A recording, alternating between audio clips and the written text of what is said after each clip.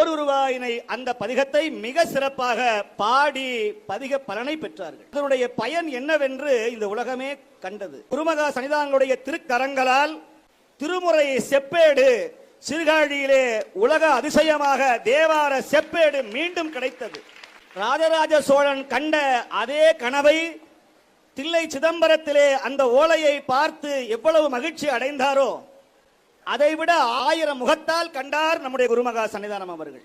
அந்த செப்பேடு, அதுவாவது ஓலை சுவடி, இது செப்பேட்டிலே திருமுறை எழுத்து அழியாமல் என்றும் பாதுகாக்க வேண்டும் என்பதற்காக செப்பு ஏட்டிலே பொறித்திருக்கிற அந்த பதிகங்கள் நம்முடைய சன்னிதானமாவுடைய திருக்கரங்களிலே வந்து பெருமான் வழங்கினார் என்று சொன்னால் இதைவிட ஒரு அற்புதம் அதிசயம் உலகத்திற்கு வேறு எதுவுமே கிடையாது. அவர் திருமுறை கண்ட குருமகா சன்னிதானம், திருமுறை கண்ட சோழன் போல திருமுறை கண்ட சன்னிதானம் எங்கள் தருமயாதின குருமணிகள்.